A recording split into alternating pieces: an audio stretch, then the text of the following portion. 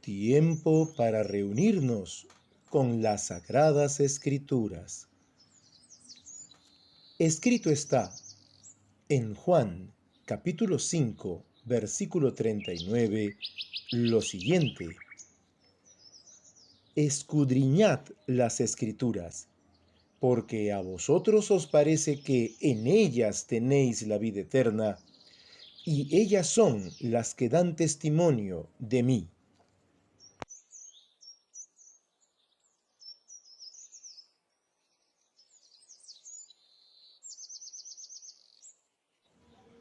Qué alegría que nos hayamos podido reunir en esta tarde. Si bien es cierto, por cuestiones técnicas no podemos estar en este momento en el parque donde solemos ir, a donde regresaremos Dios mediante, es bueno poder tener este tiempo con la escritura y poder también grabarlo para que quienes puedan oírlo puedan aprovecharlo al máximo. Y como es nuestra costumbre, vamos a empezar recordando las palabras del Señor Jesús en Mateo. Vamos por favor a Mateo, al capítulo 18, al versículo 20. ¿Qué decía el Señor Jesús a sus discípulos esa vez? Porque donde están 2 o 3 congregados en mi nombre, allí estoy yo en medio de ellos. Muchas gracias. Y para comenzar este tiempo vamos a orar y vamos a rogarle al Señor que sea su Espíritu el que por medio de su Sagrada Escritura nos guíe y nos pueda decir cómo debemos actuar también como sus discípulos. Vamos a orar.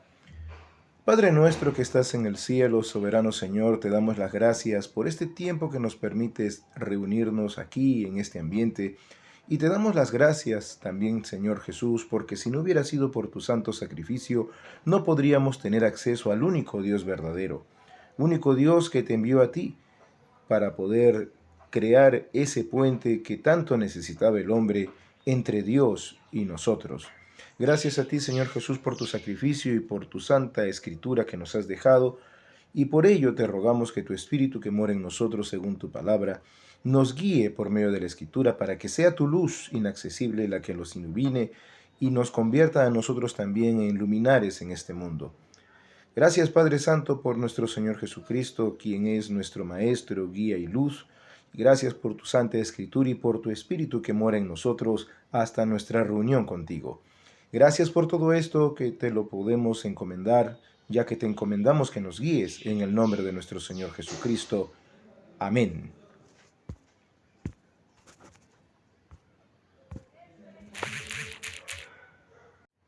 Y ahora vayamos a Lucas. Vamos a continuar revisando la historia del Señor Jesús y particularmente de sus enseñanzas.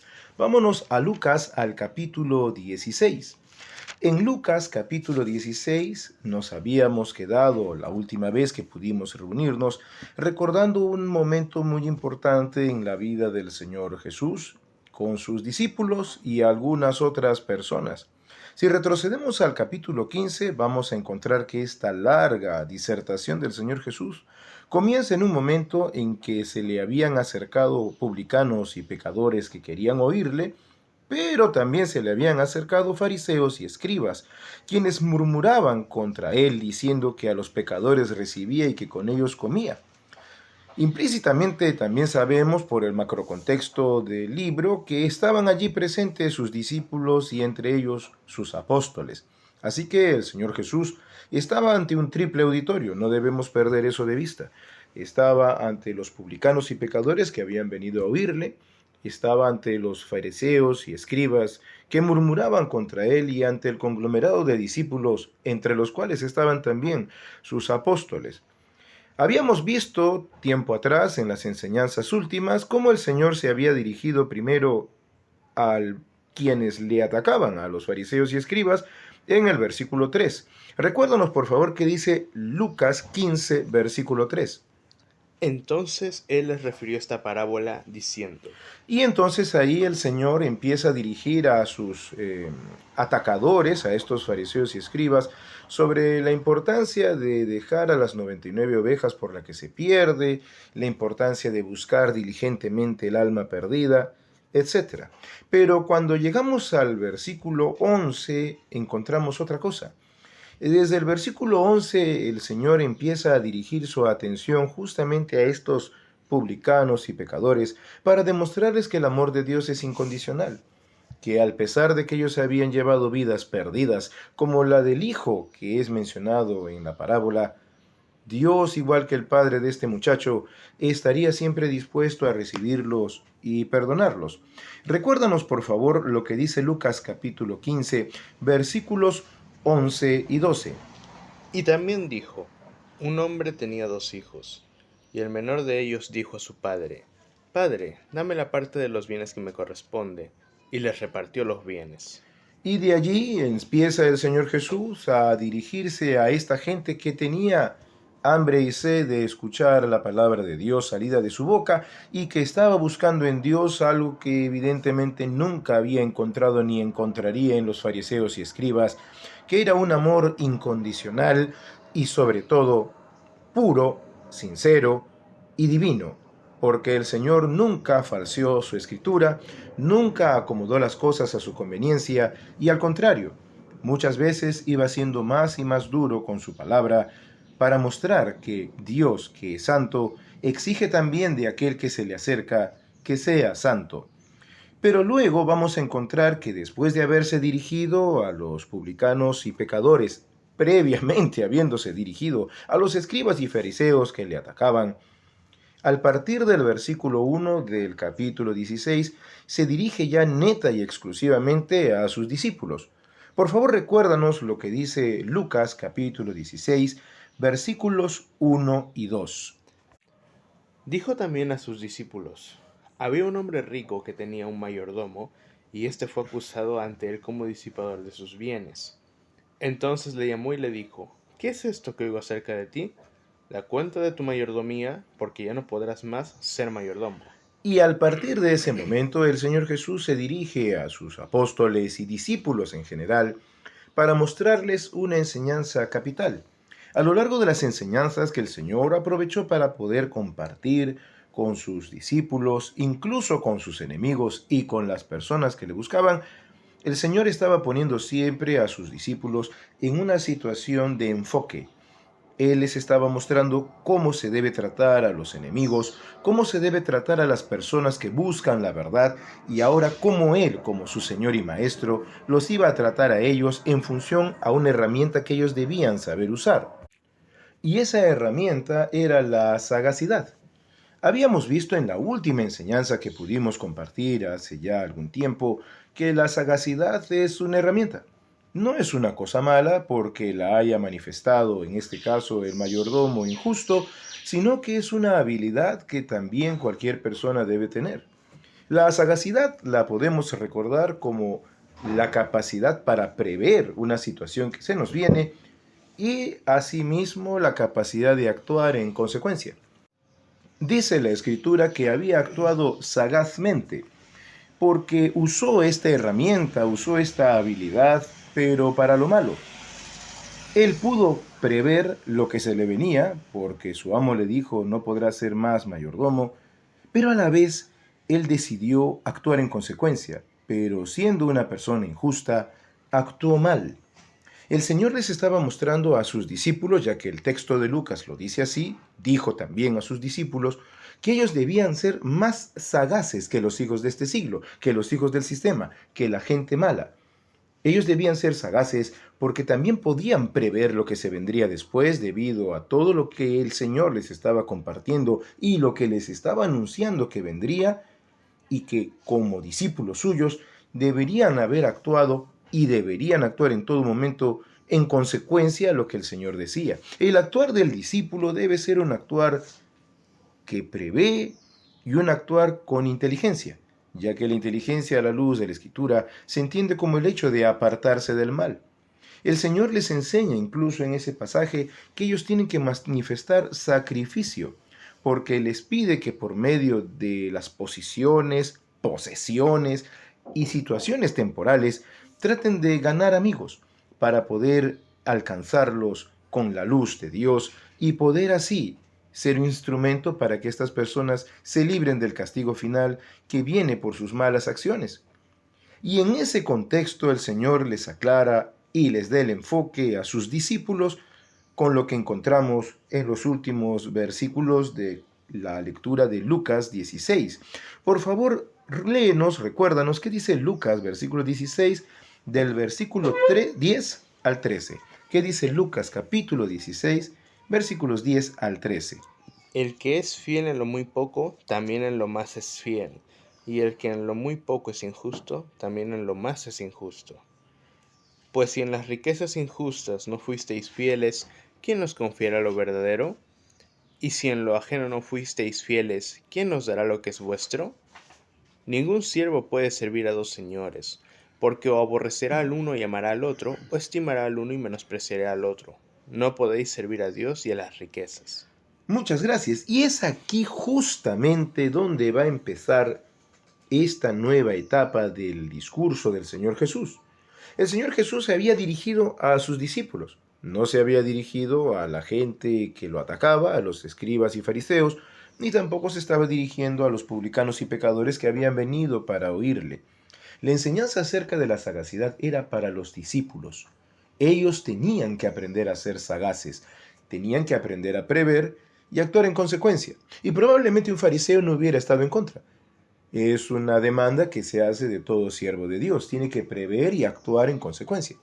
Sin embargo, ellos van a tomar una determinada actitud ante lo último que dijo el Señor por causa de su avaricia.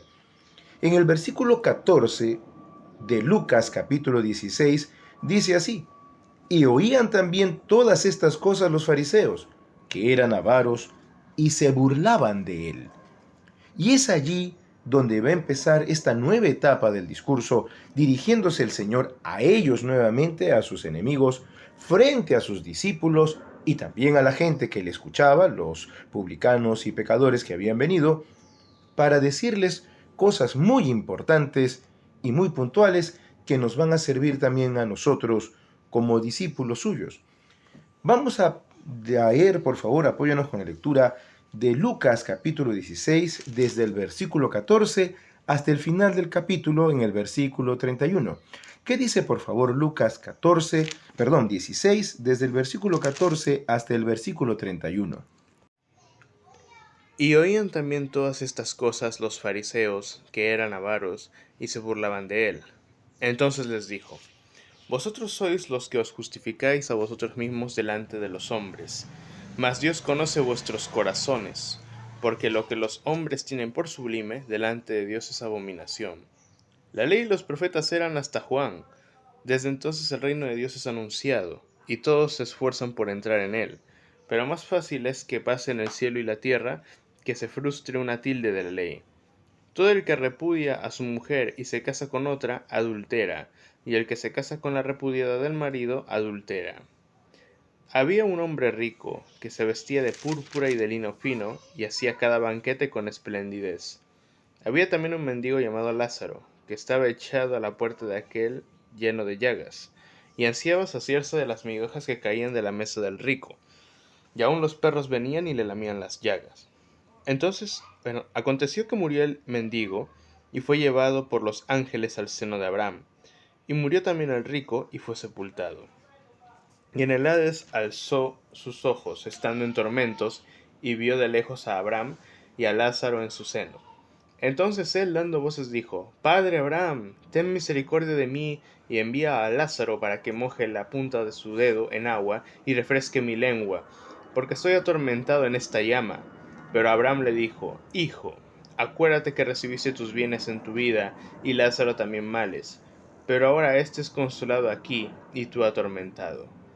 Además de todo esto, una gran sima está puesta entre nosotros y vosotros, de manera que los que quisieran pasar de aquí a vosotros no pueden, ni de allá pasar acá. Entonces le dijo: Te ruego, pues, padre, que le envíes a la casa de mi padre, porque tengo 5 hermanos, para que les testifique, a fin de que no vengan ellos también a este lugar de tormento. Y Abraham le dijo: A Moisés y a los profetas tienen, óiganlos. Él entonces dijo: No, padre Abraham, pero si alguno fuera a ellos de entre los muertos, se arrepentirán. Mas Abraham le dijo: Si no oyen a Moisés y a los profetas, tampoco se persuadirán aunque alguno se levantare de los muertos. Muchísimas gracias. Y es aquí donde va a empezar la enseñanza del Señor en la que vamos a centrar nuestra atención. El Señor señala de estos hombres, por medio de Lucas, el escritor de este libro, que ellos eran avaros. Y esto es muy importante a tener en consideración.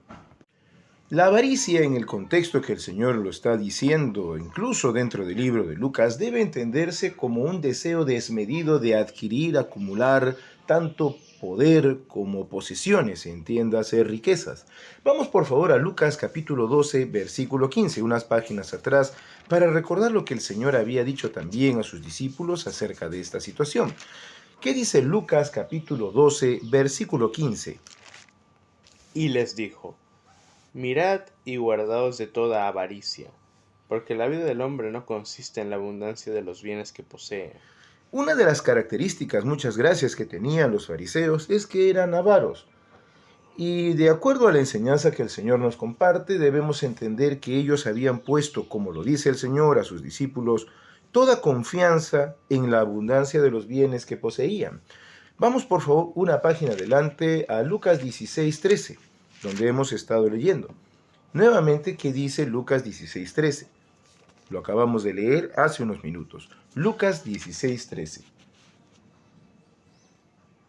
Ningún siervo puede servir a dos señores, porque o aborrecerá al uno y amará al otro, o estimará al uno y menospreciará al otro. No podéis servir a Dios y a las riquezas. Y aquí viene el problema fundamental de la avaricia. Los fariseos eran avaros. Ellos codiciaban, deseaban desmedidamente tener posesiones, que incluía personas también, adeptos a su séquito, y poder. Ellos eran personas que deseaban desmedidamente tener estas cosas y confiaban su vida y la ponían en función de lo que tenían. A más posesiones, ellos se sentían más satisfechos y más seguros. Y esa situación que acabas de leer en la enseñanza que el Señor Jesús les dio a sus discípulos, nos prueba una cosa, que la idolatría es una forma completa de manifestación de la avaricia. Dicho de otra manera, la avaricia es idolatría porque agarra a las posesiones y al poder y lo pone en el lugar de Dios en la vida. Yo ya no confío en la provisión de Dios. Yo confío en lo que yo me proveo. Yo ya no confío en la dignidad que Dios me da. Yo confío en la dignidad que compro por medio de las posiciones que adquiero. La avaricia es condenada como idolatría en toda la Escritura. Pero para refrendar esto, vayamos por favor a Colosenses. ¿Qué dice Colosenses, la carta que escribió Pablo a los hermanos que vivían en la zona de Colosas? Capítulo 3, versículo 5. ¿Qué dice Colosenses, por favor? 3, 5.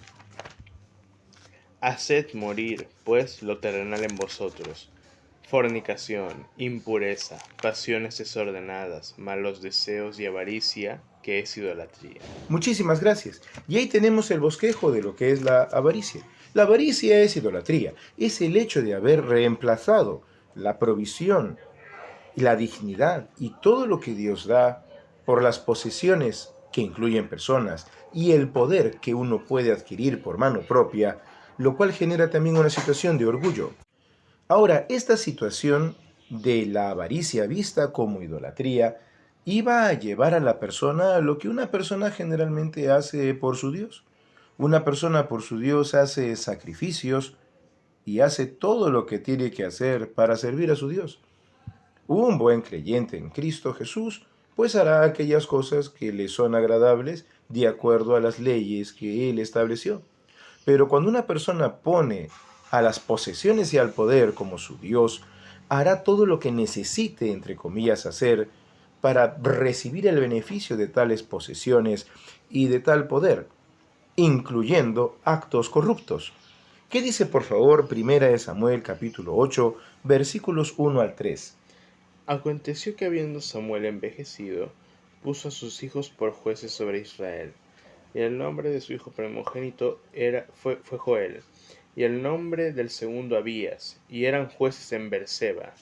Pero no anduvieron los hijos por los caminos de su padre, antes se volvieron tras la avaricia, dejándose sobornar y pervirtiendo el derecho. Muchísimas gracias. Fíjate cuál fue la consecuencia lógica de su avaricia. Al ser un deseo desmedido de tener posesiones y poder, eso los envileció. Hay una forma honesta de tener posesión y poder. Dice la Escritura en Proverbios: ¿has visto hombre solícito en su trabajo? Delante de los reyes estará, no estará delante de los de baja condición. Una persona que hace lo correcto y se esfuerza y esmera, evidentemente va a tener una posición y también poder y posesiones por causa de su excelente trabajo. Pero esta gente avariciosa lo quiere todo rápido y de ser posible fácil. Por lo tanto, se envilecen y se dejan corromper para adquirir más poder y más posesiones en la medida de lo que les es posible. Sin embargo, los fariseos sabían estas cosas. Ellos sabían la ley. Eran personas conocedoras. Es curioso que la Escritura dice que el Señor se dirige a los fariseos y no a los escribas, porque los escribas, cuanto más eran conocedores de la ley, a ser copistas de la misma, pero el Señor se dirige a los fariseos, quienes se caracterizaban particularmente por ser avaros. Y dentro de las cosas que dice la Escritura en el Antiguo Pacto acerca de la avaricia y que los fariseos sabían, es que la avaricia también es condenada por Dios como un delito. Era un delito, y era un delito que provocaba la ira de Dios. ¿Qué dice, por favor, Jeremías capítulo 6, versículos 11 al 13? Jeremías capítulo 6, un pasaje que evidentísimamente los fariseos y escribas conocían porque eran versados en la escritura del Antiguo Pacto. ¿Qué dice Jeremías 6, 11 al 13? Por tanto, estoy lleno de la ira de Jehová. Estoy cansado de contenerme. La derramaré sobre los niños en la calle y sobre la reunión de los jóvenes igualmente, porque será preso tanto el marido como la mujer, tanto el viejo como el muy anciano, y sus casas serán traspasadas a otros, sus heredades y también sus mujeres, porque extenderé mi mano sobre los moradores de la tierra, dice Jehová. Porque desde el más chico de ellos hasta el más grande, cada uno sigue la avaricia, y desde el profeta hasta el sacerdote, todos son engañadores. Muchísimas gracias. Y fijémonos otra consecuencia más de la avaricia. La avaricia no solamente los había envilecido, haciéndolos corruptos fácilmente, como los hijos de Samuel, lamentablemente, que no siguieron los pasos de su padre, recibían prebendas, recibían cosas a cambio de ciertas concesiones. Y acá los lleva también a ser engañadores. Eran las características de los fariseos, versados en la Escritura, pero engañadores. Versados en la Escritura, pero su Dios no era el Dios de la Escritura, sino su Dios eran las posesiones, palabra que Dios, por medio de Jesús, usó en la Escritura con el griego mamón, el Dios de las riquezas. Ellos tenían su verdadero Dios, ellos servían a otro Dios, aunque decían servir al Dios de la Escritura. Sin embargo, la avaricia no es una causa. La avaricia no es lo que realmente mueve al fariseo o a la persona avariciosa. La avaricia en realidad es una consecuencia de algo previo. La avaricia nace de la altivez, de ese orgullo desmedido que ellos tenían, por medio del cual, por ejemplo, se habían burlado literalmente del Señor Jesús en la cara de sus discípulos, frente a los publicanos que habían ido a escucharle, porque ellos se pintaban a sí mismos, como lo has leído, como gente muy sublime, gente muy correcta, y se daban el lujo de pararse en un pedestal y condenar a diestra y siniestra a los demás. Tenían un orgullo kilométrico, por eso la Escritura lo llama altivez. Los fariseos eran muy altivos. Ellos le dijeron en una oportunidad al Señor: nosotros por si acaso, se la mandaron, como se dice en las palabras del pueblo, por si acaso nosotros no somos hijos de fornicación, como tú comprenderás. Nosotros tenemos un Padre que es Dios. Ellos tenían esa altivez todo el tiempo. Ellos miraban por debajo del hombro a todos los demás, debido a su posición social, debido a su posición religiosa y debido a las posesiones que estas posiciones les permitían tener. Eran altivos y su altivez se podría traducir en el hecho de creer, verdaderamente ellos creían que merecían mucho más de lo que ellos tenían. Pero el Señor Jesús les aclara lo que ya hemos leído en Lucas capítulo 16. Volvamos por un momento a Lucas, por favor, al capítulo 16, y vamos a ver qué dice la Escritura. Volvamos a Lucas, por favor, al capítulo 16, Y veamos qué dice la Escritura. El Señor Jesús les dice así en el versículo 15, por favor. ¿Qué dice Lucas 16, 15? Entonces les dijo: Vosotros sois los que os justificáis a vosotros mismos delante de los hombres, mas Dios conoce vuestros corazones, porque lo que los hombres tienen por sublime delante de Dios es abominación. El Señor Jesús les aclara con puntos y comas que Él era consciente de su altivez. Acababan de burlarse de Él. Es decir, ni siquiera tuvieron temor de que los discípulos se les vayan a ir encima. Ellos se habían burlado del Señor Jesús a causa de su altivez y se habían burlado de sus palabras con respecto a las riquezas. Así que hay que entender por qué el Señor les dijo que lo que para los hombres era sublime, para Dios es abominación. Esta gente, a causa de su altivez, se hacían sublimes ante los hombres, se hacían sublimes ante el pueblo. El pueblo los consideraba casi divinos, casi como venidos del cielo. Sus largos trajes, su sola apariencia, ya denotaba que ellos eran gente espiritual, como muchas veces hoy en día pasa en las agrupaciones religiosas, donde los que están al frente gustan de usar ciertos ropajes o por último una ropa de vestir para dar la impresión de espiritualidad. Incluso adquieren modismos para hablar, tan solo para demostrar una espiritualidad que, al igual que los fariseos, no tienen. Pero el Señor Jesús no tenía un cabello de tonto. Les dijo literalmente: ustedes son abominables. Y entonces, ¿por qué les dice que son abominables? Porque la palabra abominación, como la hemos recibido del texto griego que el Señor Jesús usó, literalmente quiere decir que son repudiables por su maldad. Algo abominable es algo que yo repudio, casi algo nauseabundo, porque es malo. Y no solamente porque es malo, sino porque va a traer algo malo, va a traer una consecuencia funesta para el que es abominable y para los que estén cerca de él. Y entonces este concepto de abominación, de ser abominable, lo debemos tener en claro. El Señor le dijo: ustedes serán muy sublimes ante los hombres, pero ante Dios son abominables. Dios los repudia, Dios los rechaza por causa de su maldad, y por causa de su maldad, encima ustedes traen condenación para sí mismos y para los que los escuchan. Y el Señor, que sabía que esta gente conocía la Escritura, con lo que va a seguir hablando, les va a recordar un fundamento doctrinal que se encuentra en el libro de Proverbios. Vayamos por favor al libro de Proverbios, al capítulo 16, al versículo 5. ¿Qué dice por favor la Escritura en Proverbios 16, 5? Abominación es a Jehová todo altivo de corazón, ciertamente no quedará impune. Fíjate lo que dice la Escritura. Gracias por leerlo. Abominaciones a Jehová, todo altivo de corazón. El Señor se los estaba diciendo en su cara. Es como si les hubiera dicho en lenguaje actual: señores, les recuerdo Proverbios 16:5. Ustedes que se acaban de burlar de mí y de mi enseñanza ante mis propios discípulos, deberían pensar en lo que dice 16:5 de Proverbios. Ustedes son altivos y su altivez los lleva a la avaricia, porque si yo me creo superior a los demás, voy a pensar también que es injusto que los demás tengan más cosas y más posesiones y más personas que yo. Me voy a sentir indignado porque ellos tienen más que yo si yo soy superior a ellos. Soy superior a ellos porque yo soy el hombre de Dios.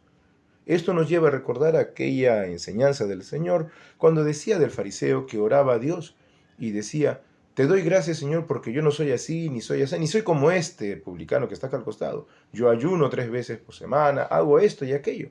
Y el hombre prácticamente fue a mostrarle sus méritos a Dios con una altivez muy típica de los fariseos, que olvidaban esta enseñanza en Proverbios, que dice nuevamente: abominación, es decir, cosa repudiable es para el Señor todo altivo de corazón. Ciertamente no quedará impune. Y es en base a esta sentencia, ciertamente no quedará impune, que el Señor les va a narrar la situación conocida como el rico y Lázaro, que continúa, para enseñarles que quizá ni siquiera en esta vida ellos logren cosechar el fruto de su altivez y de su avaricia, pero Dios, tarde o temprano, les hará cosechar el fruto de tales cosas. Y esto es algo que debemos tener muy presente. Volvamos por favor a Lucas. Regresemos a Lucas al capítulo 16 y por favor ayúdanos leyendo el versículo 16 y 17. La ley y los profetas eran hasta Juan. Desde entonces el reino de Dios es anunciado y todos se esfuerzan por entrar en él. Pero más fácil es que pasen el cielo y la tierra, que se frustre una tilde de la ley. Muchísimas gracias. Y aquí hay un detalle muy interesante, un detalle muy importante. Y es que el Señor Jesús les pone, vamos a decir así, el marco doctrinal sobre el cual ellos decían estar. Ok, muy bien, señores, ustedes dicen que son versados en el Antiguo Pacto, ustedes son versados en la Escritura, pero la Escritura, dos cosas, la ley y los profetas que constituyen la Escritura, se extienden hasta Juan el Bautista. Si leemos con cuidado el texto, en ningún momento los fariseos y los escribas le rebatieron eso.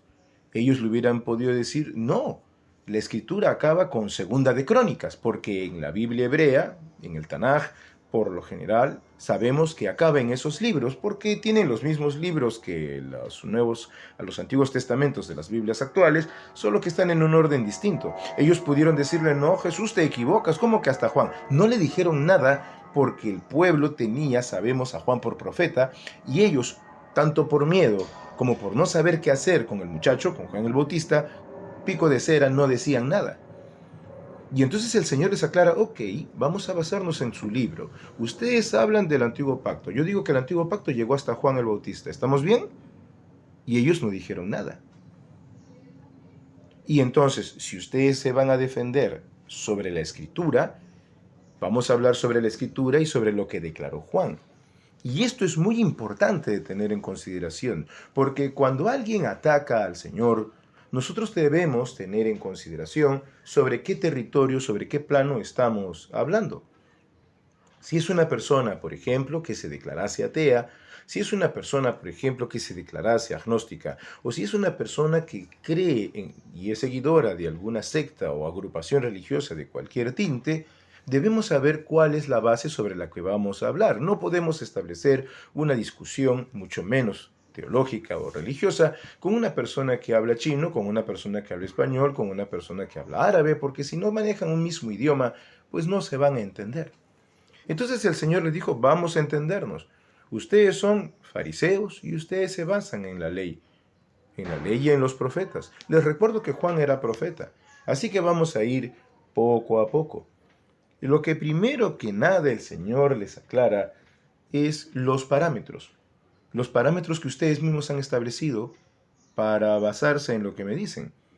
Y entonces el Señor les hace la siguiente aclaración.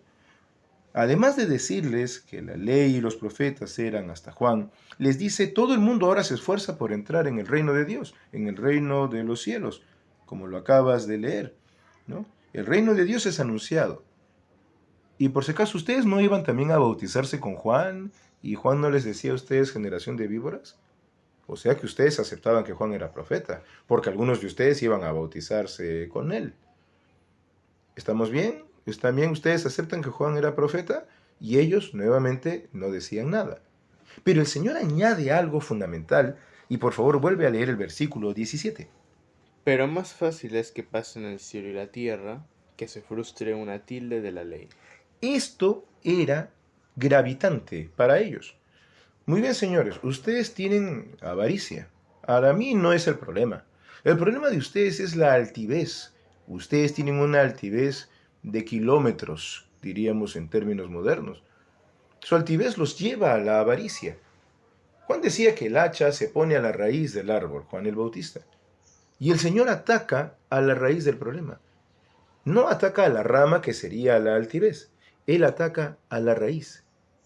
La rama, sería la avaricia. El Señor no ataca directamente a su avaricia, ataca a su altivez, y altivez que los había llevado a torcer la escritura que decían conocer. Y la escritura demanda que todo lo que en ella está tiene cumplimiento.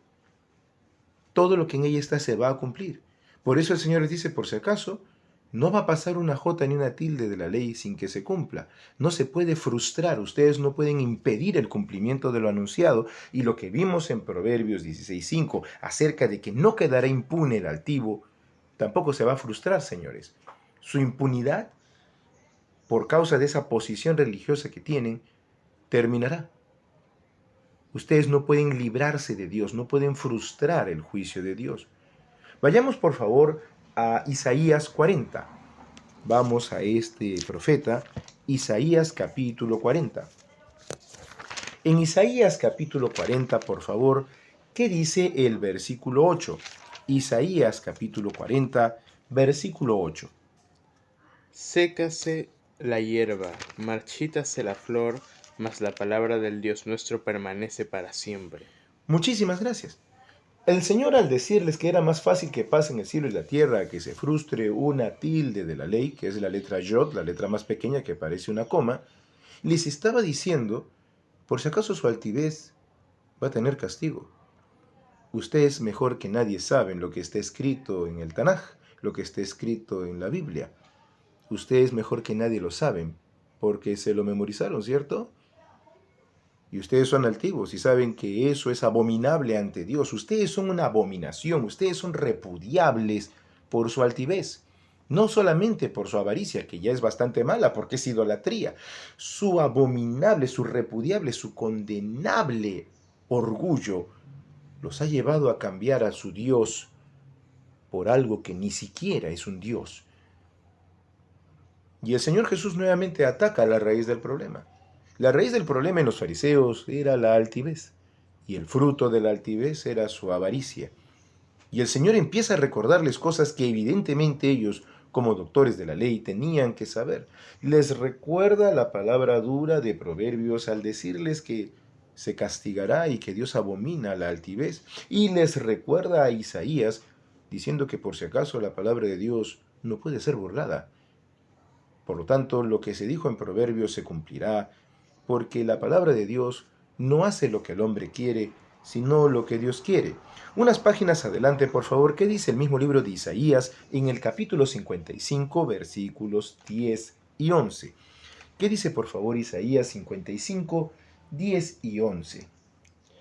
Porque como desciende de los cielos la lluvia y la nieve, y no vuelve allá, sino que riega la tierra, y la hace germinar y producir, y da semilla al que siembra y pan al que come, así será mi palabra que sale de mi boca. No volverá a mí vacía, sino que hará lo que yo quiero, y será prosperada en aquello para que la envíe. Muchísimas gracias. Entonces, el Señor Jesús es claro. Mira, señores, ustedes son avaros. Su Dios no es el Dios de la Escritura. Su Dios es Mamón, las riquezas. Ustedes lo han puesto como la fuente de su vida. Ustedes se mueren si no tienen posesiones, entiéndase, cosas y personas, y ustedes se mueren si no tienen una posición social.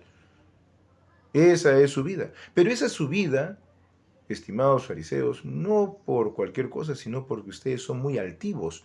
Ustedes tienen una altivez enorme, ustedes se creen superiores a los demás. Y eso es a Dios abominable.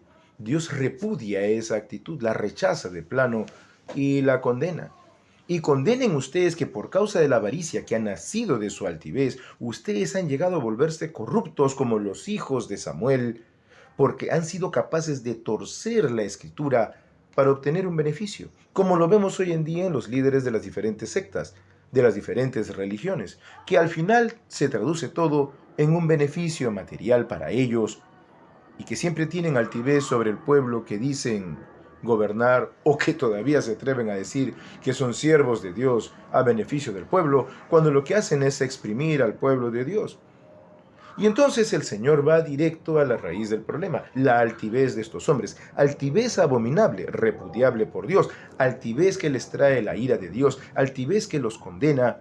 Y les recuerda, por si acaso, ustedes que son versados en la Escritura se cumplirá aún sobre ustedes, y muy en particular sobre ustedes, porque en enseñanzas anteriores habíamos visto que el Señor había subrayado el hecho de que se castiga más al que sabe más. Si los publicanos y pecadores que estaban presentes sabían muy poquito de la Escritura, y los discípulos ya sabían un poco más, y los apóstoles un poco más, los fariseos no podían decir que eran ignorantes.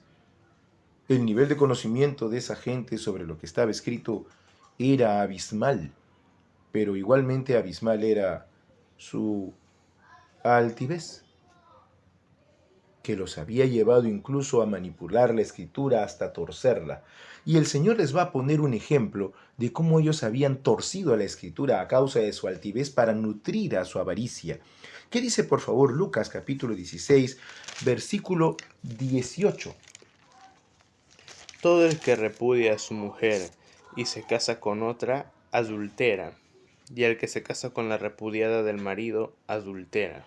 El Señor había sido claro, muchísimas gracias, con respecto al tema de la adultez, el adulterio. El Señor había sido claro, ya le habían puesto a él el tema de repudiar a una mujer. Recordemos el caso también de aquella mujer que iba a ser apedreada por haber sido encontrada en el acto mismo del adulterio. Pero el Señor acá les dice con todas sus letras lo siguiente: todo el que repudia a su mujer y se casa con otra adultera, y el que se casa con la repudiada del marido adultera. El adulterio solo tenía para el Señor Jesús un causal de separación: que hubiese habido adulterio de la otra parte o fornicación. Si el hombre judío encontraba a su mujer con otro hombre, pues obviamente tenía todo el derecho de repudiarla. O si se había casado y luego del desposorio y de las fiestas de bodas le encontraba que ya había fornicado, pues obviamente también podía repudiarla. Eran las únicas causales. Pero el Señor les estaba diciendo: ustedes tuercen esto a su conveniencia. Yo no quiero seguir con esta mujer. No me parece complaciente. Prefiero estar con aquella que nutre más mi altivez. Es más bella, se ve mejor a mi lado. Es un ornamento adecuado para mí. Entonces voy a repudiar a esta para hacerme de la otra, porque total la ley dice que puedo repudiar. Y entonces el Señor les condena que ellos repudiaban injustamente. Y al repudiar injustamente, la repudiada injustamente seguía siendo mujer de ellos ante Dios, porque no había habido el causal de repudio.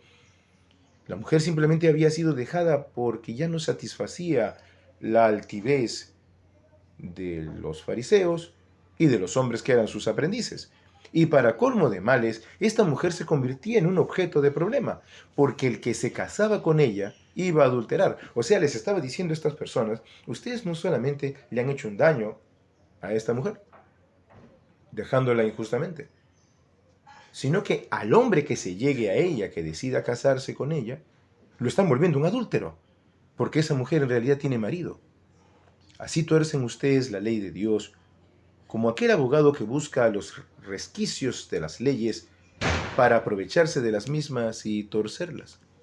Los fariseos eran expertos en torcer la escritura. Recordemos que en una oportunidad el Señor les fustigó el hecho de que le decían a sus propios padres: mira, no te puedo ayudar, yo tengo sobreabundancia de bienes, pero todo lo que ves es corbán, todo lo que ves está consagrado a Dios, todo lo que ves está dedicado a Dios, no te puedo dar ni un mendrugo de pan, lo siento, no te voy a ayudar. Todo lo que ves ya está destinado para Dios.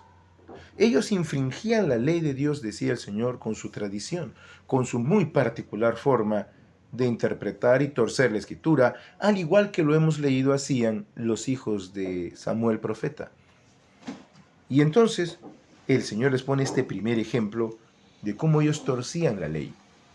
Ustedes no me vengan a hablar de la ley, ustedes han aceptado que la ley llega hasta Juan, no me han dicho nada.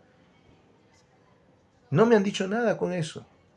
Pero les voy a recordar algo que no dijo Juan, que lo dijeron los profetas. Ustedes están torciendo la ley a su favor. La están interpretando como quieren para nutrir su altivez por medio de su avaricia. Y luego de enfocarles esto, el Señor va de plano a lo más profundo. De acuerdo, yo sé que moriré. Moriré y ustedes morirán en su dinero y morirán en su vanidad y morirán en su orgullo. Pero morirán, tarde o temprano morirán. Y entonces ahí se les cobrará su altivez y la avaricia que han tenido. No habrá arrepentimiento ni segunda oportunidad en ese momento. Ellos habían torcido para su beneficio personal la ley.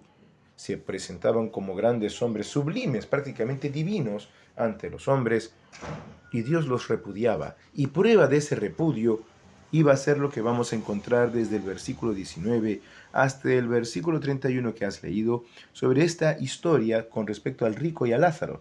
Y acá quiero enfatizar un punto importante. Esto que narra el Señor no es una parábola. Se podría decir que es una parábola. El Señor siempre hablaba por parábolas. Pero, ¿cómo es que podemos afirmar que esto no era una parábola? El Señor Jesús tenía la costumbre de que cuando hablaba por parábolas, generalmente a sus discípulos y apóstoles se las explicaba luego aparte. Era un lenguaje que la gente común no podría entender el sustrato de la enseñanza, como la parábola del sembrador. Sus discípulos le preguntaron, y ya lo hemos visto en enseñanzas pasadas, Señor, explícanos la parábola. Pero en este caso el Señor es muy puntual. No es una parábola, es una descripción de algo que estaba sucediendo y que él quería usar como ejemplo para que los fariseos, que se iban a ver en pellejo de este rico, como lo vamos a ver, entendieran cuál iba a ser su final. Y no solamente se iban a ver en pellejo del rico, y no solamente por eso era una historia cierta, sino porque en general, si tú revisas la escritura, vas a encontrar que en sus parábolas el Señor nunca pone nombres. Habla de una mujer que pierde la dracma, habla de un sembrador, habla de un hombre que diligente busca esto o aquello, pero nunca da nombres. Y acá el Señor se da el trabajo de dar un nombre. Y una tercera razón por la cual podemos decir que esto es una historia que el Señor cogió, como aquella vez que citó a los que murieron porque cayó la torre del estanque en Siloé. Esta historia no es una parábola, sino una historia porque el Señor usa el nombre de Lázaro para el pobre. Todos sabemos que el Señor Jesús tenía un amigo llamado Lázaro, que era hermano de Marta y de María, las discípulas fieles que siempre estaban con él. Y Lázaro había muerto, sabemos esa historia, y ya la revisaremos en su debido momento, y este amigo era de una cierta condición económica pudiente. Entonces este Lázaro no podía ser aquel Lázaro, era otra persona que también se llamaba así. Otro dato más para ver que esta historia que el Señor Jesús les estaba contando era algo que ellos sabían. Ha debido ser algo que era, como decir, común entre ellos. Un vecino, una historia conocida, como cuando alguien te cuenta y te dice, oye, ¿sabes que atropellaron al vecino de la cuadra tal? Era algo que ellos podían saber y con lo que se iban a identificar. ¿Por qué? Porque la descripción que el Señor Jesús da sobre el hombre rico era la descripción literal de un fariseo. Por favor, ayúdanos leyendo el versículo 19, que habla del Señor Jesús acerca de este rico que ya has leído. Solo el versículo 19. Había un hombre rico que se vestía de púrpura y de lino fino y hacía cada día banquete con esplendidez. Muchísimas gracias. Esa abominable persona, ya que el Señor había usado ese término, abominación, tenía dos cosas aparentemente. Tenía una buena apariencia, se vestía de púrpura y lino fino, y tenía buenas relaciones, ya que él hacía banquete con esplendidez. Dice el Señor que este hombre era rico, es decir, tenía un buen nivel económico. Dice que se vestía de púrpura y de lino fino, lo que nos habla de un buen estatus social, porque el púrpura era un color que usaban los emperadores, era un color que usaban los magistrados y era un color muy codiciable por gente avariciosa.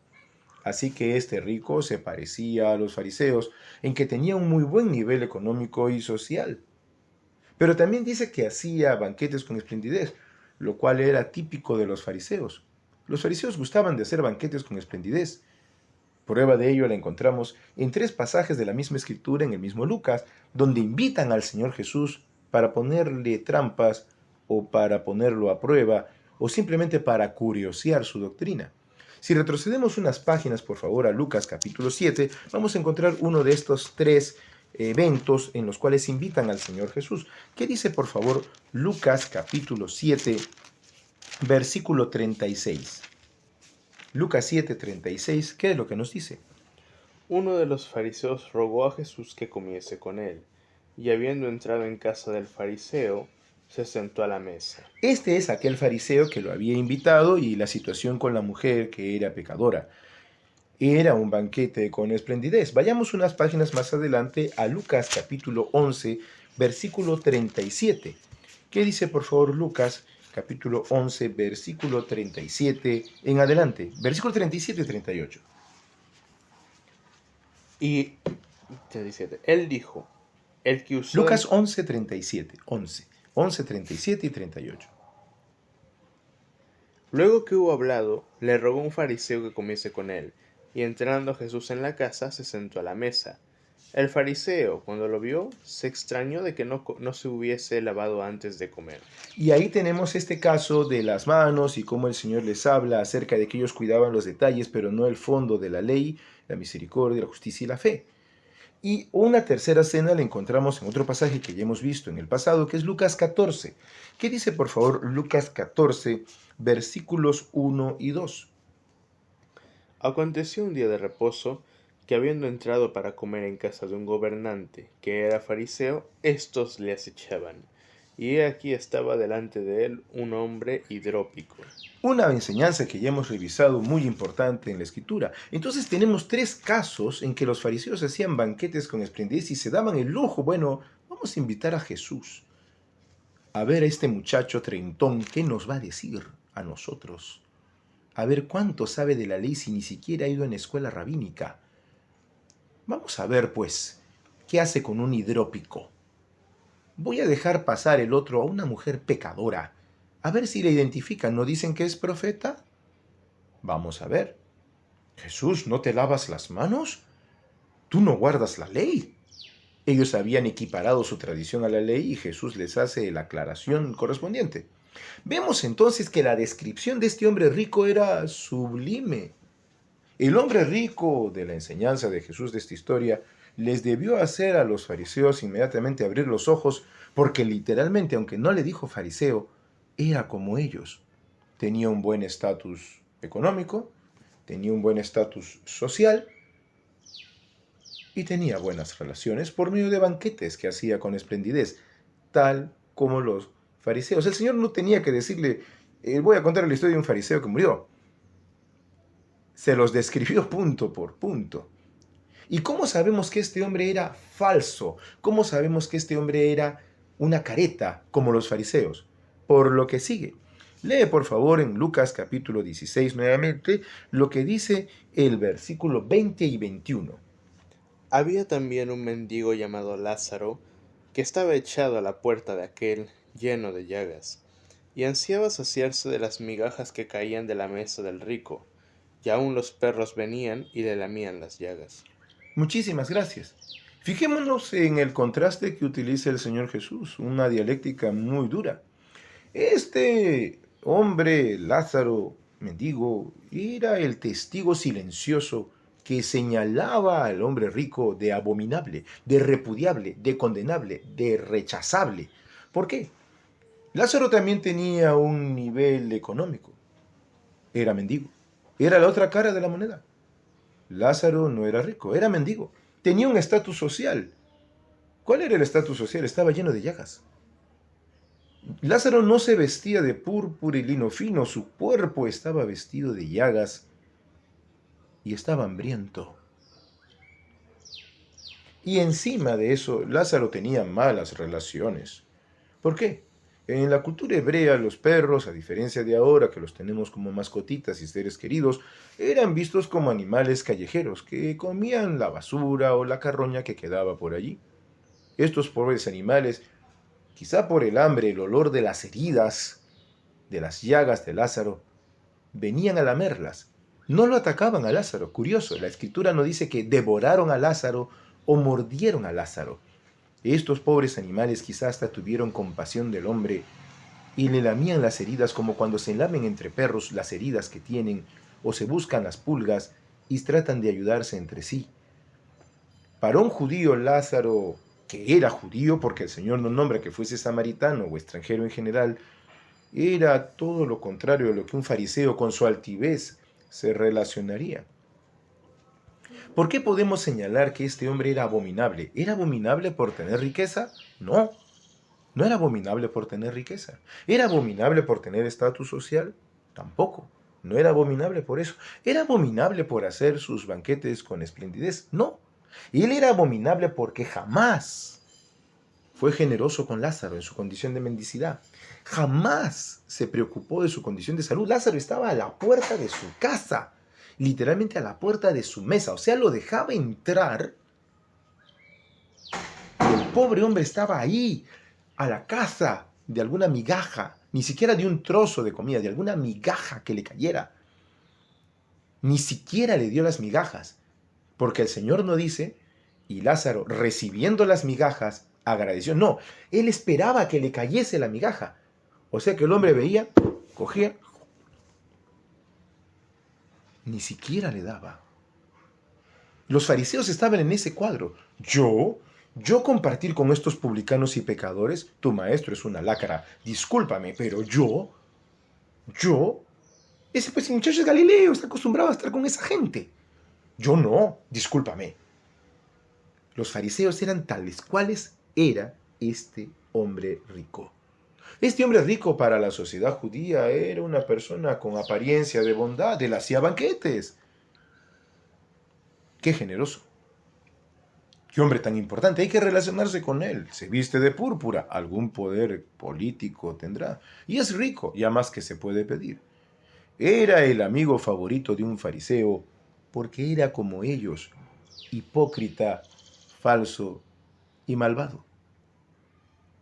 Y este hombre vivió muy bien. El Señor Jesús no dice, como en otra enseñanza hemos visto, que en la noche de ese mismo día vinieron a pedir su alma. El Señor solamente nos dice que ambos murieron. ¿Qué dice por favor los versículos 22 y 23?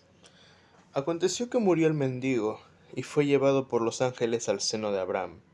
Y murió también el rico, y fue sepultado. Y en el Hades alzó sus ojos, estando en tormentos, y vio de lejos a Abraham y a Lázaro en su seno. Muchísimas gracias. Quiero quedarme por un momento con lo que acabas de leer. Aconteció que murió el mendigo, y fue llevado por los ángeles al seno de Abraham, y murió también el rico y fue sepultado. Y este momento es gravitante en la enseñanza del Señor. ¿Por qué? Porque el Señor pinta la muerte como el momento, vamos a decir, del gran traslado. Llegó la hora de cosechar lo que se sembró en vida. No sabemos, porque el Señor no lo desvela, cuánto tiempo vivió Lázaro en esa condición.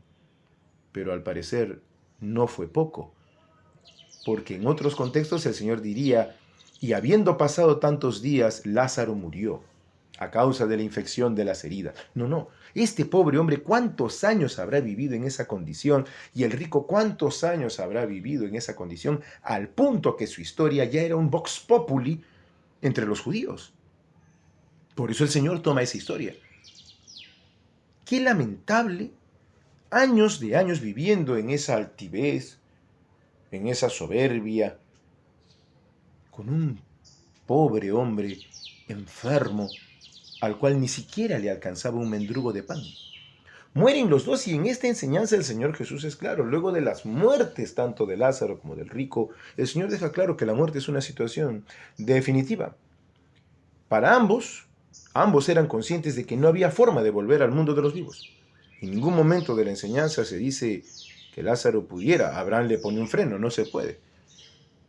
Ni tampoco que haya una segunda oportunidad como aquellos que hablan de las reencarnaciones. Hecha la muerte, acá se acabó todo y es tiempo de cosechar. El Señor Jesús en ese tema es definitivo. Y luego nos cuenta de una situación que ya en su posición de Dios, él tenía que saber. La gente, los fariseos, sus propios discípulos, los apóstoles, los publicanos y pecadores, tenían que conocer la historia del rico y de Lázaro. Era una cosa popular, era una cosa que había sucedido, era un factum, era un hecho concreto. Pero lo que ellos no sabían era lo que ocurrió después. Y eso Jesús, como Dios, sí lo sabía. ¿Qué dice, por favor, nuevamente? Ayúdanos con la lectura desde el versículo 23, por favor. Desde el versículo 23, por lo menos ayúdanos con la lectura, el versículo 23 y 24. Y en el Hades alzó sus ojos, estando en tormentos, y vio de lejos a Abraham y a Lázaro en su seno. Entonces él, dando voces, dijo, Padre Abraham, ten misericordia de mí, y envía a Lázaro para que moje la punta de su dedo en agua, y refresque mi lengua, porque estoy atormentado en esta llama. Gracias. Pero es increíble. Es increíble que este hombre rico estando en el mismísimo lugar de los muertos, que la escritura toma la palabra griega de Hades para la palabra hebrea Seol, el lugar de los muertos que no tienen esperanza, este hombre sigue con su altivez. No dijo, Lázaro, ayúdame. Dijo, Padre Abraham, manda a tu sirviente. Mándalo a que moje su dedo en agua y me refresque. La altivez lo acompañó al mismo Hades. Cualquiera te podría decir, pero bueno, de repente se sentía avergonzado de pedirle a Lázaro directamente, ¿no? Nunca te di de comer, nunca te di de beber, te vi con las llagas pútridas que te lamían los perros y ni siquiera te alcancé un mendrugo de pan. No. El Señor nos dice que avergonzado entonces no se dirigió a Lázaro y dirigióse al padre Abraham diciendo, no, el Señor Jesús no dice eso. Literalmente, lo que le dice el rico al padre Abraham fue un imperativo. Padre Abraham, ordénale a tu cholo ahí, tu empleado, que venga y me dé agua. Ni siquiera en el Hades era consciente del nivel de envilecimiento que había llegado por su orgullo, por su altivez. Ni siquiera allí. Y entonces el Señor, que como Dios sabía que esto había sucedido, nos da la respuesta de Abraham. Abraham, que es el mismo Abraham del tiempo que caminó en la tierra y fue amigo de Dios, le responde a este rico que ni siquiera es digno de que su nombre pase a la historia de la siguiente forma. Por favor, ayúdenos con la lectura de los versículos 25 y 26. Pero Abraham le dijo, Hijo, acuérdate que recibiste tus bienes en tu vida, y Lázaro también males. Pero ahora éste es consolado aquí, y tú atormentado. Además de todo esto, una gran cima está puesta entre nosotros y vosotros, de manera que los que quisieren pasar de aquí a vosotros no pueden, ni de allá pasar acá. Abraham, que es el mismo buen Abraham, amigo de Dios, que fue fiel a él, le hace la aclaración a este hombre y le recuerda, tus bienes, tú recibiste lo que tú sembraste, no te quejes. Tus bienes, eso es muy curioso, no le dice, acuérdate que recibiste bienes en tu vida, como diciendo que Dios lo bendijo. Es una aparente redundancia, recibiste tus bienes en tu vida, o sea, tú sembraste lo que estás cosechando, hijo. ¿Qué más quieres? Los disfrutaste. Te preocupaste, se las está mandando a los fariseos, en tú tener cosas, pero no sembraste para con Dios. Tenías a Lázaro, tenías la bella oportunidad de ser generoso. Lázaro recibió males, dice. Podríamos decir, Lázaro recibió tus males. Tu altivez y tu avaricia te cerraron el corazón a tal punto que tenías al mendigo frente a ti y ni siquiera le tirabas un trozo de carne, mucho menos un bocado de pan. Y ahora me vienes a decir a mí que le ordene al pobre Lázaro como si fuera tu empleado o el mío. Oye, Lázaro, levántate y anda, dale agua al pobre hombre porque era rico. Era rico. ¿Dónde está tu riqueza ahora?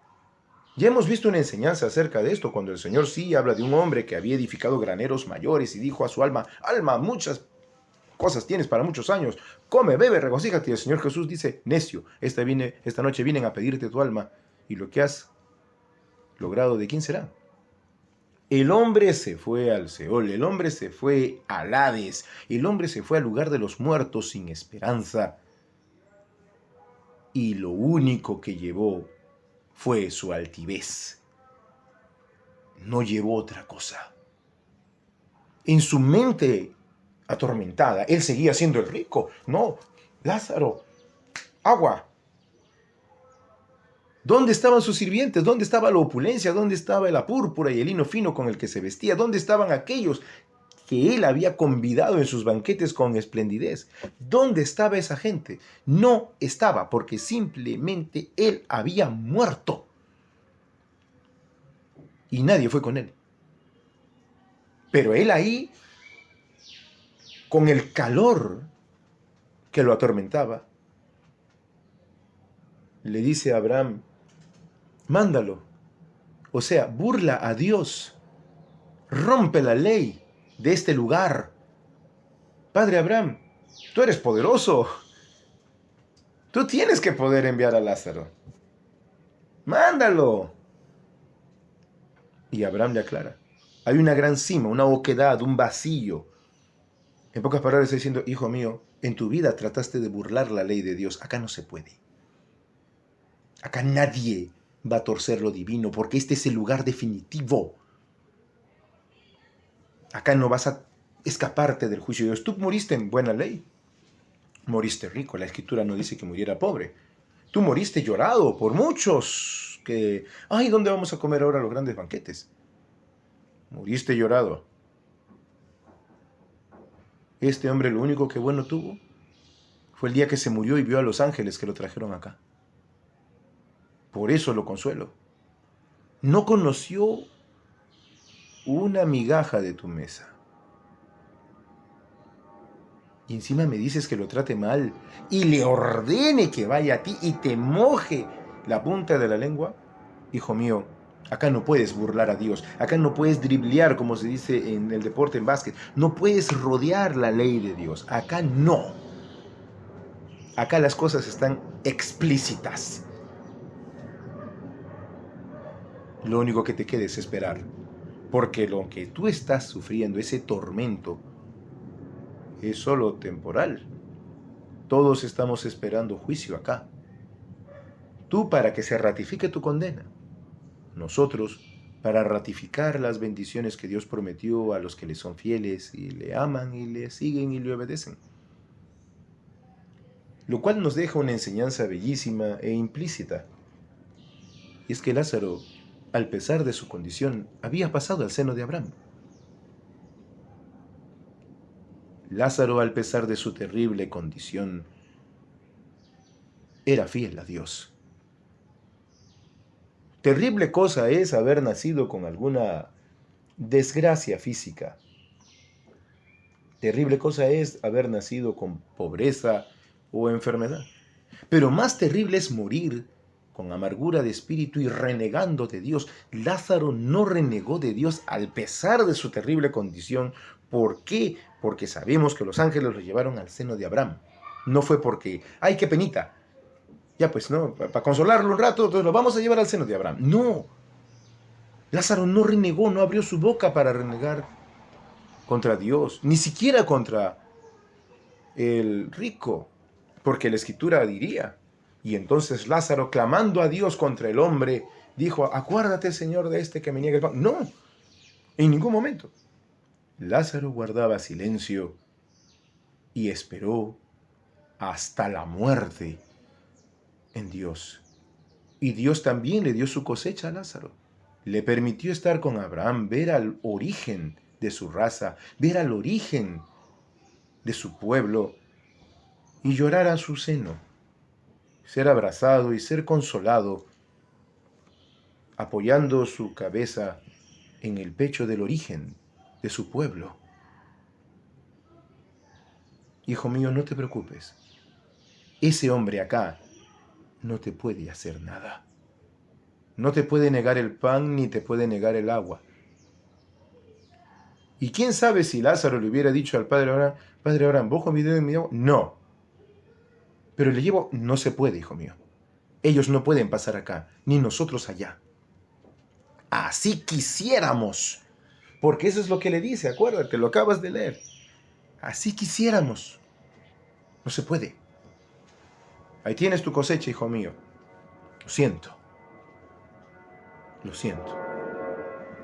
Pero entonces el hombre porfía. Y nuevamente dice, ¿qué dice la Escritura, por favor, en versículo 27 al 29? Entonces le dijo, te ruego pues, padre, que le envíes a la casa de mi padre, porque tengo 5 hermanos, para que les testifique, a fin de que no vengan ellos también a este lugar de tormento. Y Abraham le dijo, a Moisés y a los profetas tienen, óiganlos. Él entonces dijo, no, padre Abraham, pero si alguno fuera ellos entre los muertos se arrepentirán.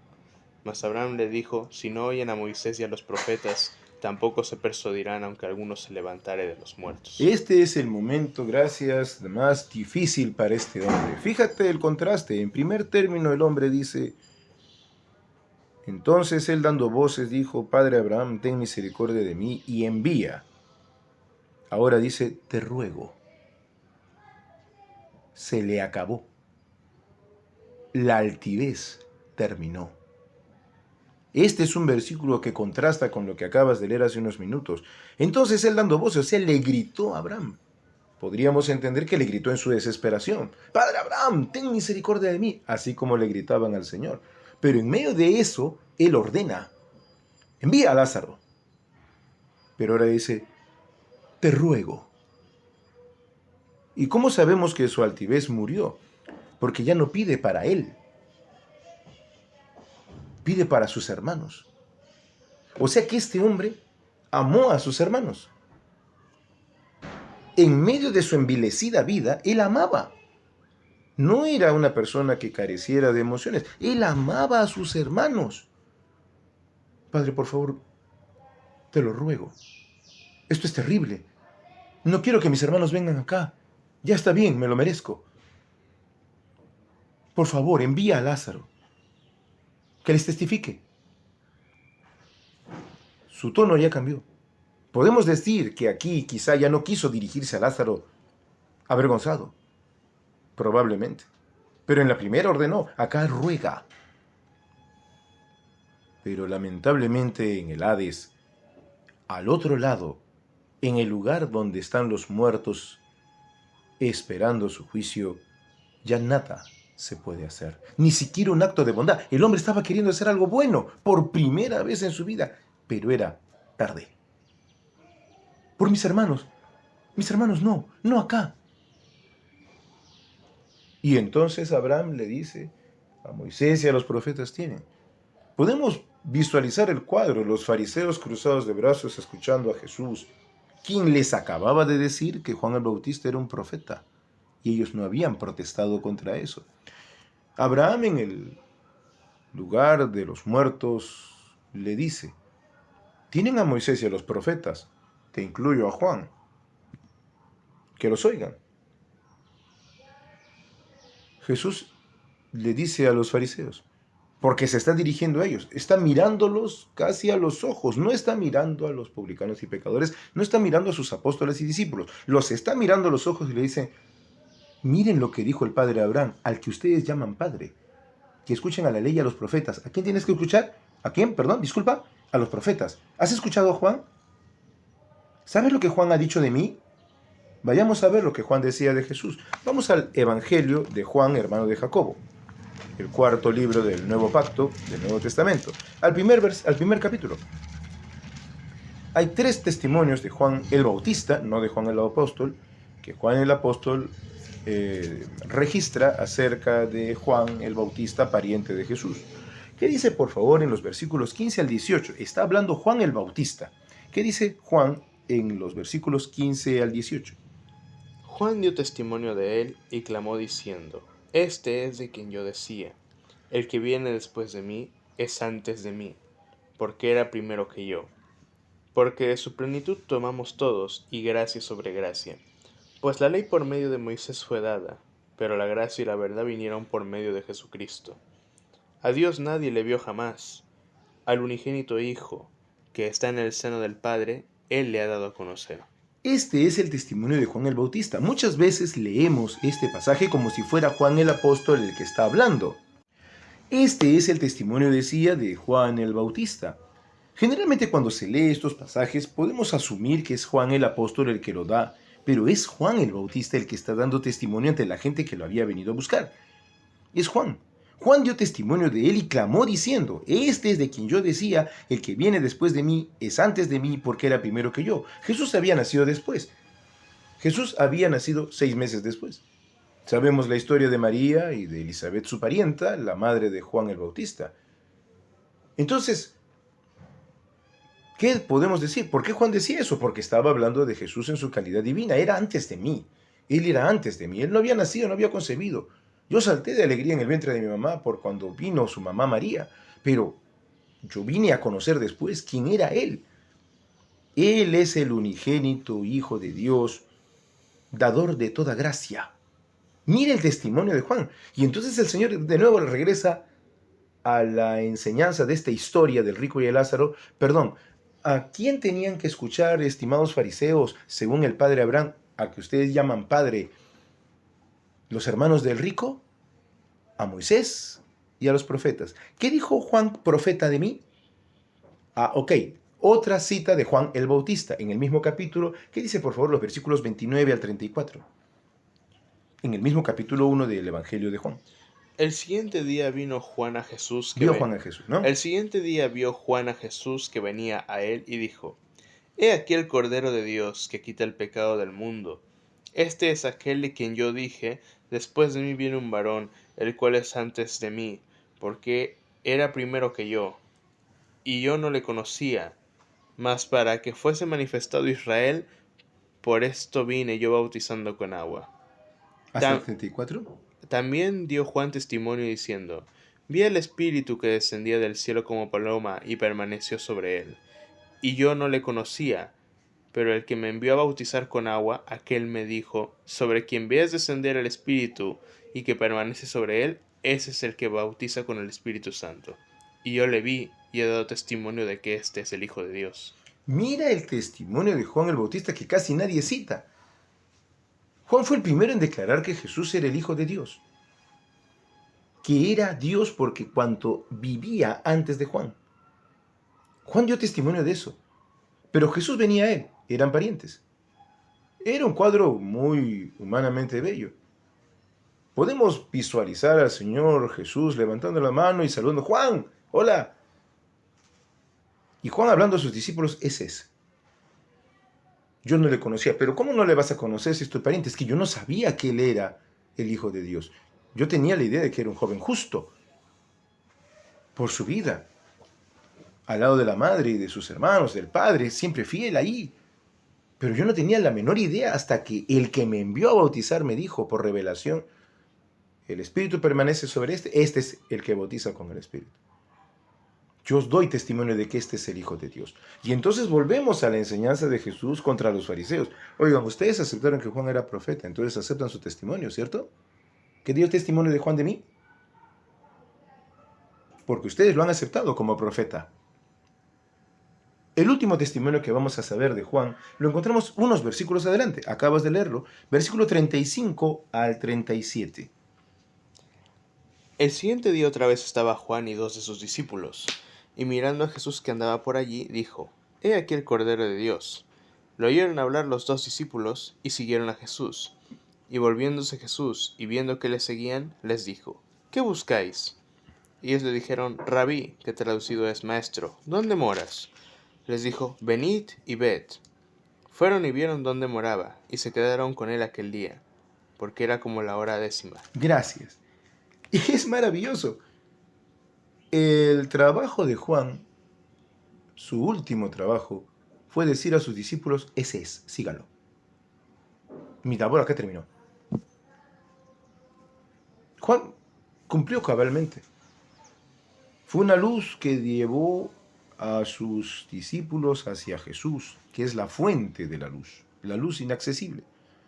Y entonces, los fariseos ya estarían marcando 100.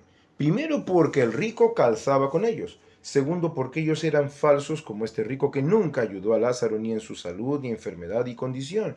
Tercero, porque ellos mejor que nadie saben, porque los fariseos eran muy doctos en esto, que después de la muerte se acabó y lo que se hace es cosechar lo que se siembra en la vida. Pero Jesús les aclara por medio de la historia completa la parte espiritual que ellos no podían saber, que no hay posibilidad.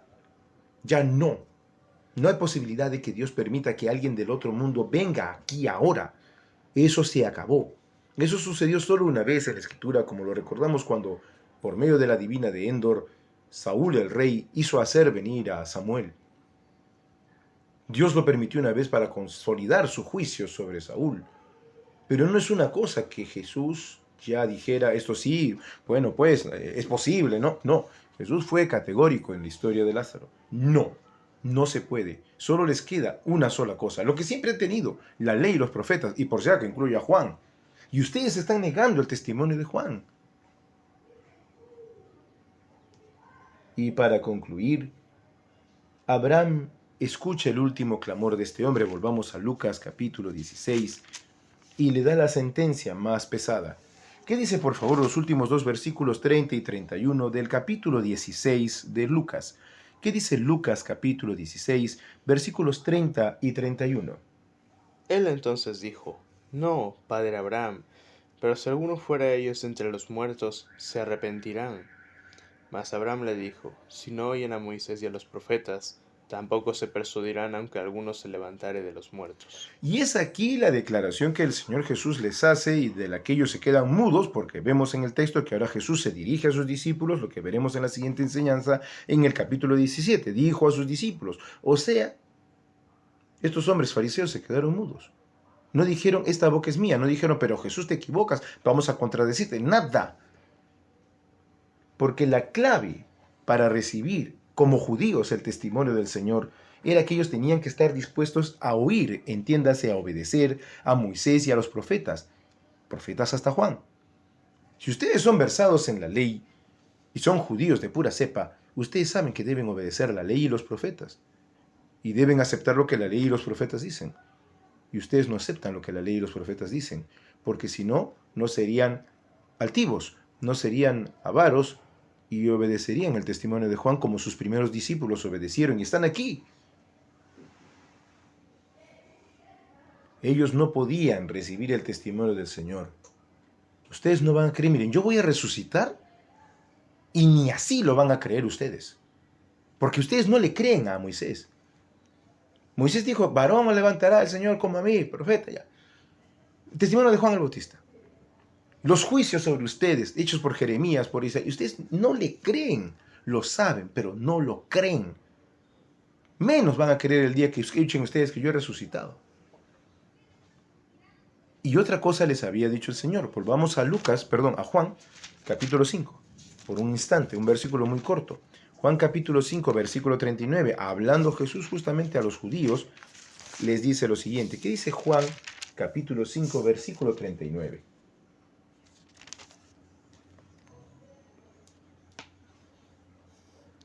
Escudriñad las Escrituras, porque a vosotros os parece que en ellas tenéis la vida eterna, y ellas son las que dan testimonio de mí. Más claro imposible.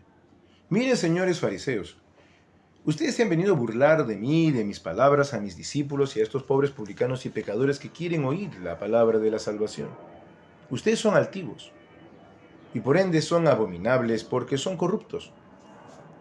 Ustedes se creen superiores.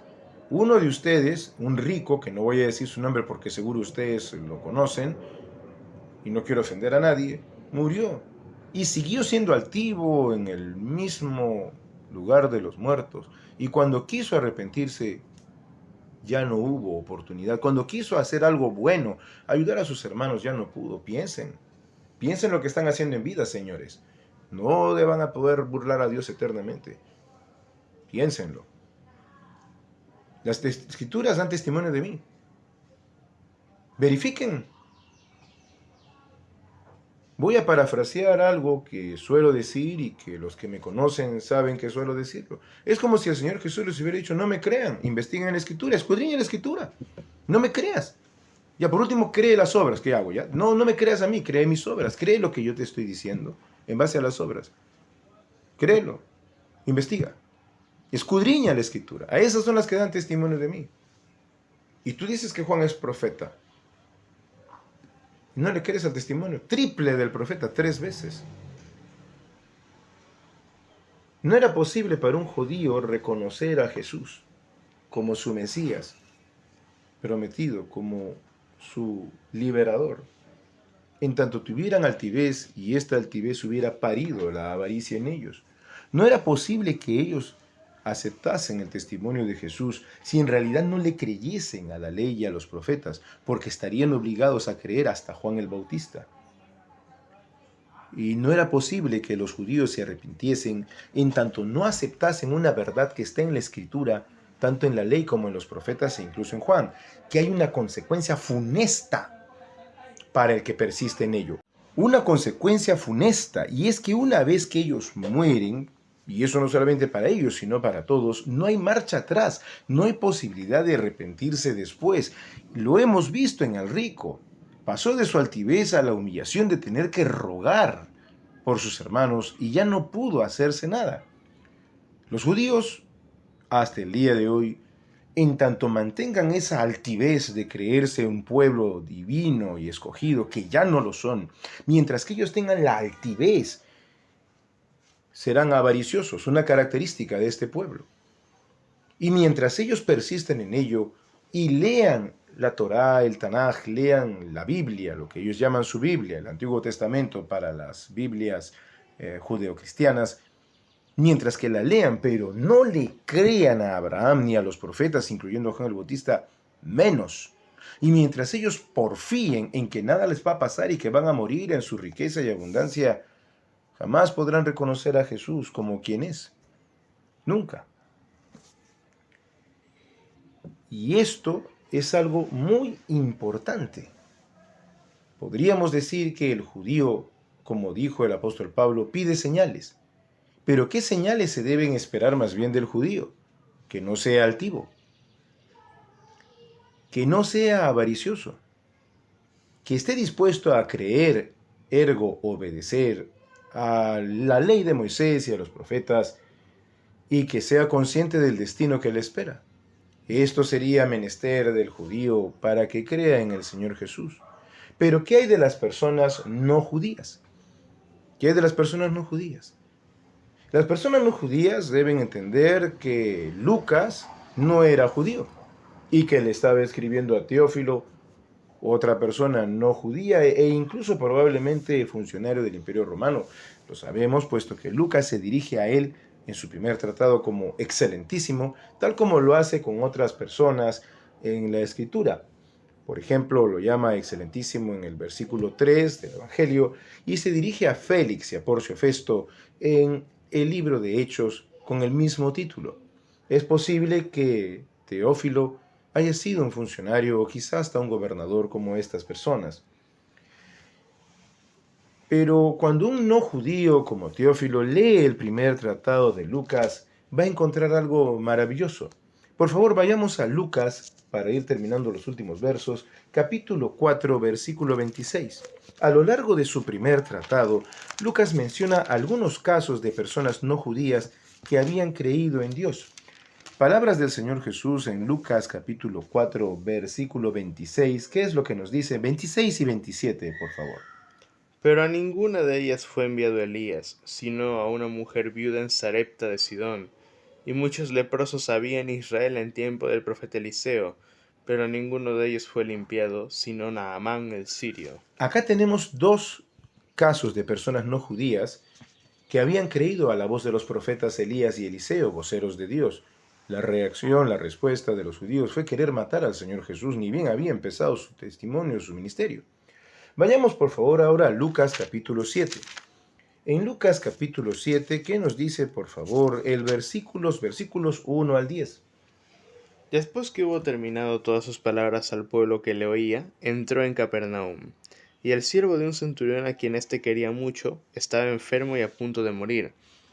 Cuando el centurión oyó hablar de Jesús, le envió unos ancianos de los judíos, rogándole que viniese y sanase a su siervo.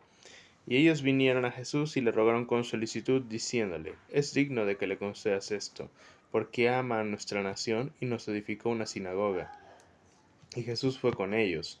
Pero cuando ya no estaban lejos de su casa, el centurión envió a unos amigos, diciéndole: Señor, no te molestes, pues no soy digno de que entres bajo mi techo, por lo que ni aun me tuve por digno de venir a ti. Pero di la palabra, y mi siervo será sano. Porque también yo soy hombre puesto bajo autoridad, y tengo soldados bajo mis órdenes. Y digo a este: ve, y va, y al otro: ven, y viene, y a mi siervo: haz esto, y lo hace. Al oír esto, Jesús se maravilló de él, y volviéndose dijo a la gente que le seguía: os digo que ni aun en Israel he hallado tanta fe.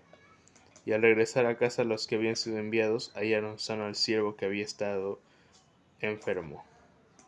Muchísimas gracias. Acá tenemos otro caso de una persona no judía que sorprendió al Señor Jesús en términos humanos y le dijo: ni aún en Israel he hallado tanta fe. Ni siquiera había visto a Jesús. Ni siquiera había conocido la ley judaica, porque el texto no lo dice así. Pero él confió. Confió sin verlo. ¿Qué dice, por favor, Lucas capítulo 8, un capítulo más adelante? El versículo 26, en Lucas capítulo 8 y versículo 27. Al llegar él a tierra, vino a su encuentro un hombre de la ciudad, endemoniado desde hacía mucho tiempo, y no vestía ropa ni moraba en casa, sino en los sepulcros.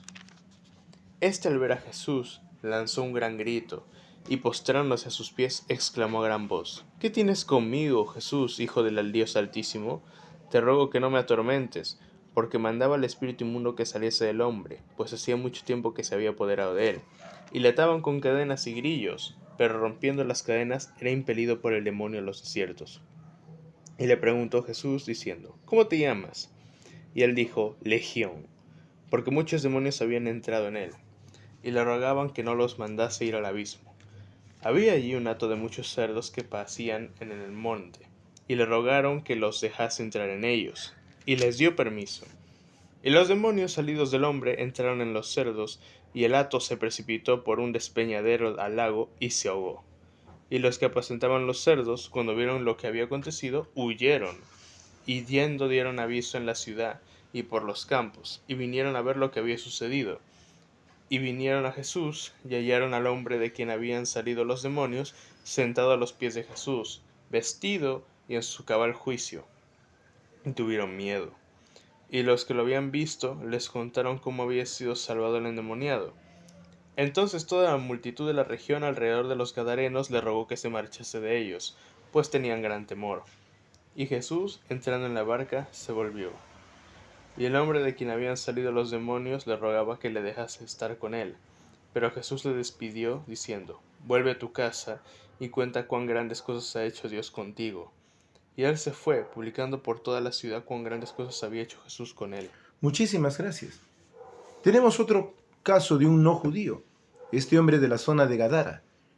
Este hombre reconoció a Jesús como Dios. Uno podría decir, bueno, lo que acaba de leer el joven refiere a los demonios. Fíjate cómo acaba el pasaje que acabas de leer. Jesús le dice: vuelve a tu casa, vuélvete a tu casa y cuenta cuán grandes cosas ha hecho Dios contigo. Y él se fue publicando por toda la ciudad cuán grandes cosas había hecho Jesús con él.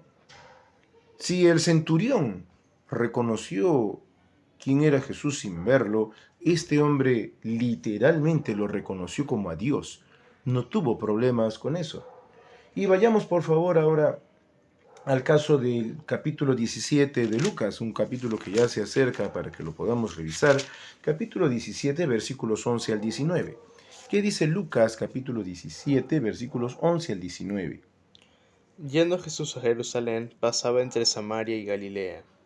Y al entrar en una aldea, le salieron al encuentro 10 hombres leprosos, los cuales se pararon de lejos, y alzaron la voz diciendo: Jesús, Maestro, ten misericordia de nosotros. Cuando él los vio, les dijo: Id, mostraos a los sacerdotes. Y aconteció que mientras iban, fueron limpiados. Entonces uno de ellos, viendo que había sido sanado, volvió glorificando a Dios a gran voz, y se postró rostro en tierra a sus pies, dándole gracias, y éste era samaritano. Respondiendo Jesús dijo: ¿No son 10 los que fueron limpiados? ¿Y los 9 dónde están? ¿No hubo quien volviese y diese gloria a Dios sino este extranjero? Y le dijo: Levántate, vete, tu fe te ha salvado. Muchísimas gracias. Qué cuadro tan hermoso por el lado del extranjero y tan triste para Jesús por el lado de sus paisanos. Ni siquiera gracias. Ni siquiera Jesús, gracias. Ni eso. El centurión reconoció el poder de Jesús sin necesidad de verlo. No necesitó espectáculo, no necesitó señales, no necesitó nada. Confiaba en el testimonio que había recibido de él y eso era suficiente. El endemoniado de Gadara, luego de ser liberado, llegó a una conclusión: este es Dios. No hay forma. Este es verdaderamente Dios. Y este hombre este samaritano, extranjero como lo llama Jesús literalmente, vino a él glorificando, dando testimonio de que Dios estaba con él, ergo era Dios. Le agradeció y se postró ante él como solo uno se podría postrar ante Dios.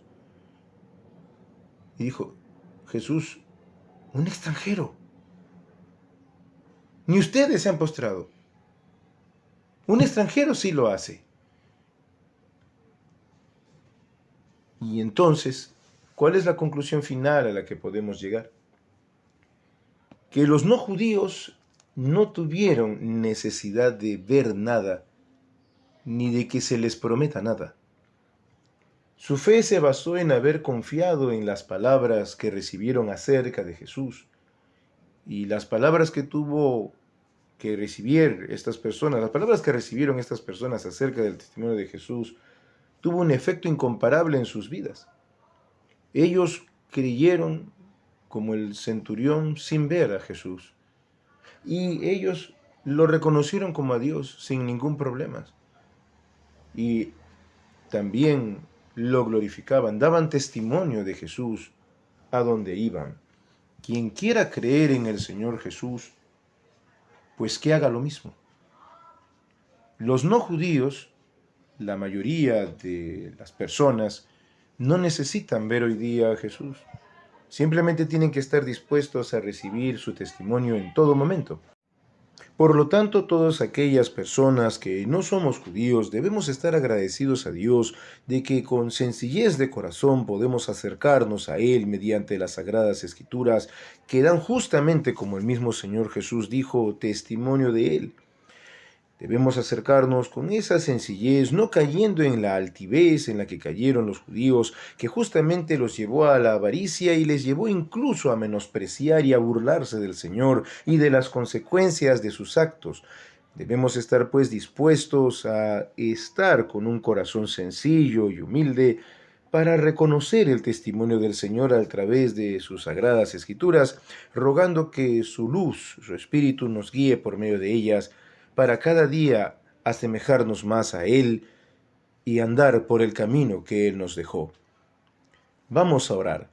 Padre nuestro que estás en los cielos, soberano Señor, te damos gracias por este tiempo que nos has permitido después de tantos días abrir tus sagradas escrituras y aprender de nuestro Señor y Salvador Jesucristo esta bella enseñanza y advertencia a la vez de no caer en altivez, sabiendo que ésta nos va a llevar a la avaricia y que finalmente cosecharemos vidas destruidas y sobre todo abominables, es decir, rechazadas por ti. Líbranos, Padre Santo, de caer en esto y guíanos por medio de tu Espíritu a través de las Sagradas Escrituras a tu luz en todo momento.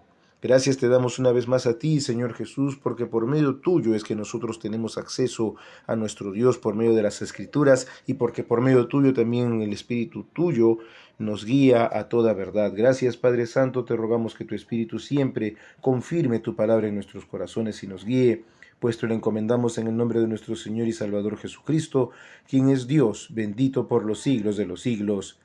Amén.